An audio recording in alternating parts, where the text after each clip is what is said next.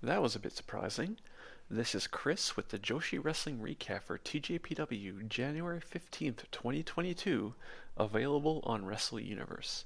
This show had the final two first round matches of the Max Heart Tag Tournament, and there was a bit of upset in one of the matches. Before the show started, a note from Neo Bishigu Gun was read letting us know they will be coming back to TJPW on February 11th, the last day of the Max Heart Tournament. This was a one-camera show with no announcers. The Up Up Girls opened the show with a song and dance like normal. The first match was Kea Toribami versus Moka Miyamoto. Moka had control for most of the match. Kea did get some offense in and hit a nice back somersault kick on Moka.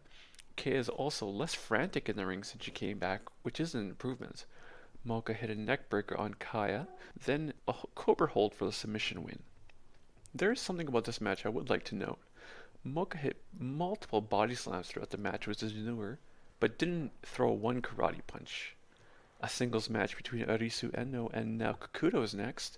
This match felt like a bit like an extended squash, which does make some sense. Arisu is one of the newest members on the roster, wrestling against one of the most experienced members. Now, Arisu started with some holds, which looked good, but now got control after that.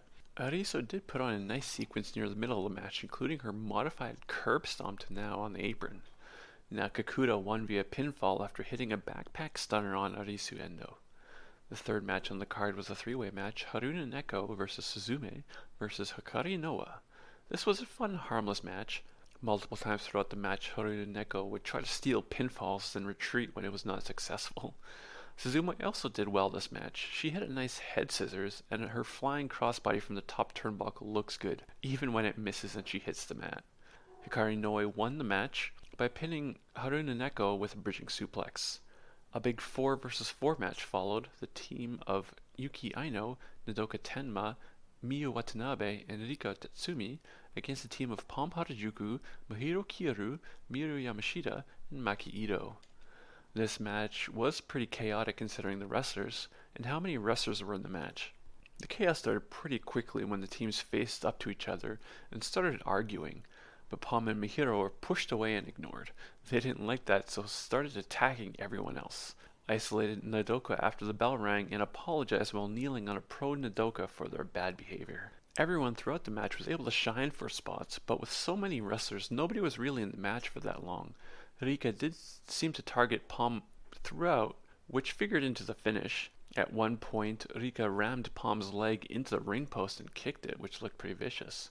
The match ended when Pom Harajuku took Ruku Tatsumi and Miyu Watanabe's tag team finisher for the pinfall win. The fifth match was part of the Max Heart tournament, the team of Raku and Marika Kobashi versus Yuki Kamafuku and Asuka, who is known outside Japan as Veni. The story of this match felt like the stylish bad girls going on a bit of a rampage. How long could Marika and Raku last against them? A couple of times throughout the match, Raku or Kobashi would try to stand up to Yuki or Asuka and get slapped or kicked in the head for their insolence. Asuka's kicks were on point and quick, and there was a beautiful shooting star press that was dodged. Throughout the match, Raku's chops to the top of the head did seem to have an effect on Asuka though.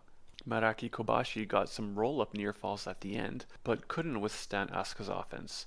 A cartwheel-like kick followed by a sit-out powerbomb got the pinfall win for Asuka and Yuki Kamafuku. The main event was the final first-round match of the Max Heart tournament, Hyper Masao and Shoko Nakajima versus current tag champs Majirabi, Yuka Sakazaki with Mizuki. I enjoyed this match. There were some high-flying, hard-hitting moves and a couple of silly spots. This match actually started with a silly spot. Hyper Masao asked for the mic before the match like she normally does, but it was all a ruse.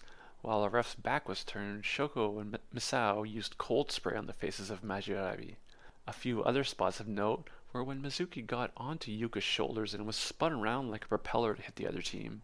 Then Mizuki jumped from Yuka's shoulders onto Shoko and Masao. Shoko had a nice Lope Suicide to the outside onto Yuka, followed by a top rope senton back into the ring onto Mizuki.